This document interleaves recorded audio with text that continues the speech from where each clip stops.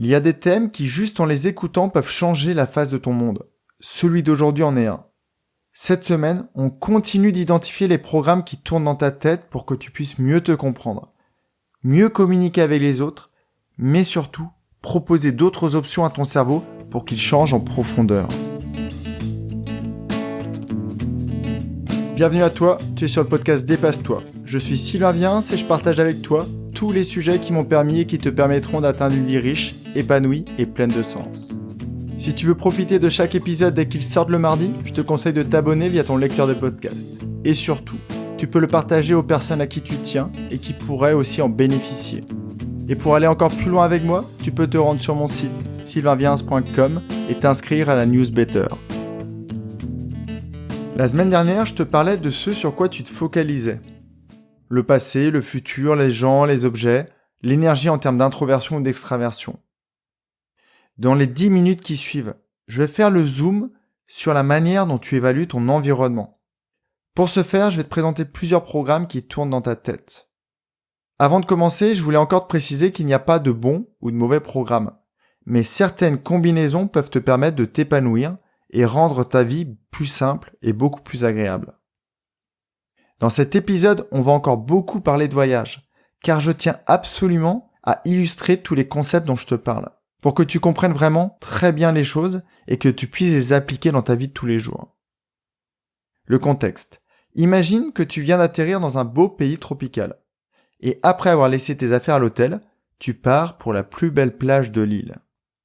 On va donc commencer cet épisode par un truc très sympa. Je vais te demander de te visualiser sur cette belle plage de sable fin, allongé sur ta serviette, les pieds en éventail.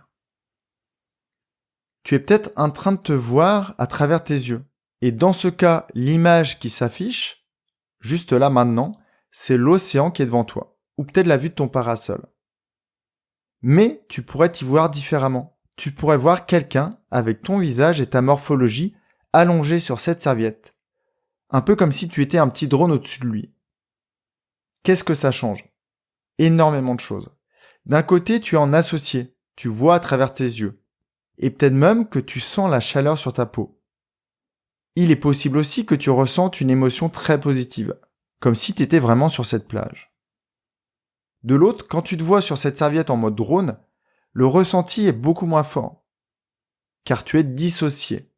En revanche, tu peux peut-être voir que la marée monte, et que tu vas devoir remonter ta serviette vers le haut de la plage.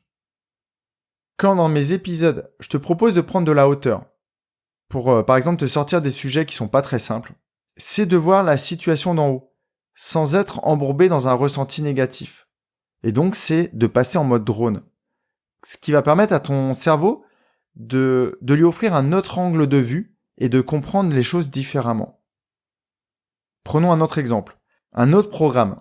Certaines personnes évaluent le monde qui les entoure à partir de similitudes ou de différence. Imagine que, avant d'atterrir, tu es dans l'avion, toujours à destination de ce très beau pays, et que tu regardes à travers le hublot. Qu'est-ce que tu vois ? Ou plutôt, qu'est-ce que tu te dis ?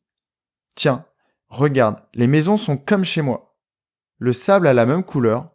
Les habitants roulent dans les mêmes voitures que les nôtres. Ou alors, waouh, regarde la taille de leurs palmiers. La couleur de l'eau qui est turquoise. L'agencement de leur quartier qui est totalement différent. Qu'est-ce que ça change ? D'un côté, tu cherches ce qui te rapproche de ce que tu connais déjà, comme une manière de te rassurer. Et de l'autre, tu repères les différences et tu confirmes le fait que tu aimes le changement. Mais en faisant ça, tu peux passer à côté de certaines choses qui pourraient t'aider à structurer ta vie, certains repères dont tu as besoin pour vivre au mieux l'expérience.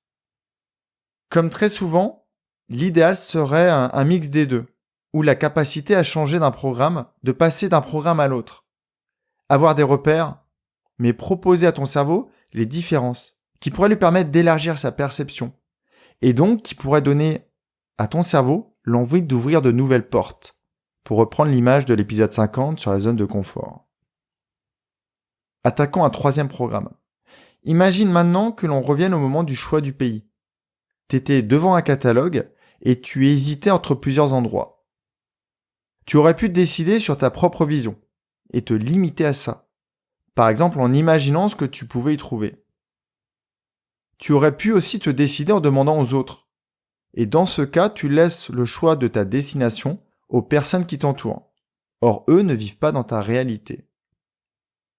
Ou alors, ce qui aurait pu être la meilleure solution dans ce cas-là, c'est que tu aurais pu faire ton choix en te basant sur ton idée de ce voyage, ce que tu voulais y trouver, mais en vérifiant avec quelques avis extérieurs. Et dans ce cas-là, c'est un bon compromis. Certains regardent en eux pour décider. D'autres ne font que se reporter à l'extérieur. Et si jamais c'est ton cas, je te conseille vraiment l'épisode 30 sur pourquoi ne plus se comparer aux autres. Pour que tu comprennes bien, je te propose de plonger en associé dans ma peau. Imagine que je viens de publier un épisode et je vais t'illustrer les 3 modes dont je viens de te parler. Donc j'ai publié l'épisode et je me base sur ma vision et je me parle intérieurement. Ouais, génial, moi je l'adore et c'est ce qui compte. Le deuxième cas, j'appelle un de mes auditeurs. Alors, comment tu l'as trouvé ? Et donc j'attends de sa part une sorte de justification, une validation de l'épisode. Et le troisième, un mix plutôt sympa dans cette situation. Je profite de rebondir sur un mail d'un auditeur qui me posait une question sur l'épisode pour lui demander ce qu'il en a pensé. Son feedback. Ce qui va me permettre d'améliorer mon contenu. Donc j'ai confiance en sa qualité, mais je recherche quand même à progresser. Voyons un autre programme. On va revenir sur cette plage. Imagine que tu sois en train de vivre la scène en associé, donc à travers tes yeux. Et je vais te demander de me dire ce que tu vois. D'après toi, combien de temps va durer notre discussion ? Est-ce qu'elle va durer 30 secondes ? Tu vas me dire, ouais, je suis sur ma serviette, il y a de l'eau en face de moi, elle est à 26 degrés, c'est ce qui est noté sur le tableau, et le ciel est un peu couvert. Il fait 28 degrés à l'ombre. Mais est-ce que cette discussion ne pourrait pas durer au moins 5 minutes ?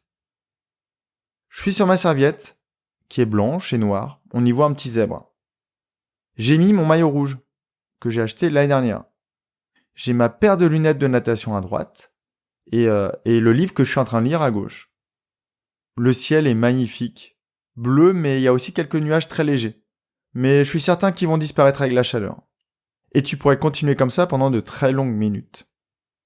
Alors est-ce que tu as saisi la différence ? D'un côté, tu as quelqu'un qui est très synthétique, très factuel. Il se base sur les informations. Et de l'autre, quelqu'un qui détaille tout de manière très précise, très détaillée, mais en se basant beaucoup sur la manière dont il ressent les choses. Ces programmes peuvent être à l'origine de beaucoup de communications difficiles. Et je vais te prendre un autre exemple. Imagine tu poses une question à quelqu'un. Et là, tu vois la personne partir dans un monologue hyper détaillé. Au bout de quelques minutes, tu te rappelles même plus de la question. Ou tu te rappelles même plus du début de l'histoire. A contrario, tu poses la même question à une autre personne.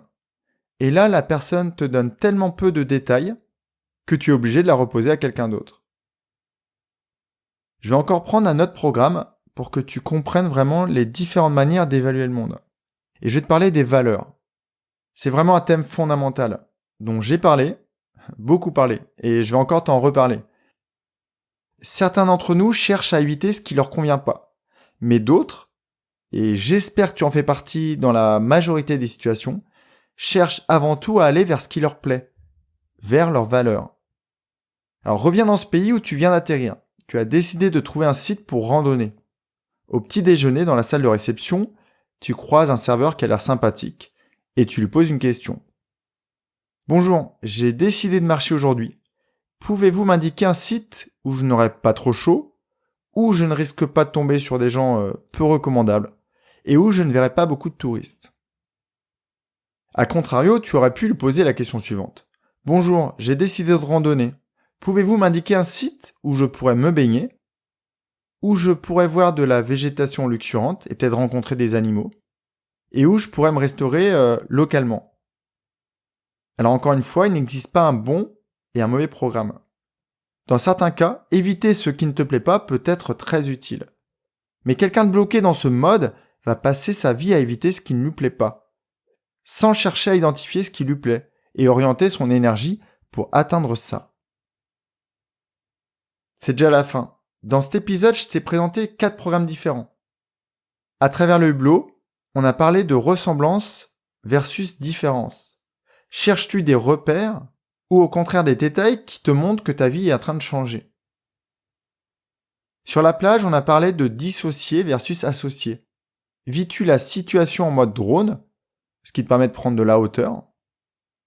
Ou à contrario, la vis-tu à travers tes yeux, avec toutes les émotions qui y sont liées?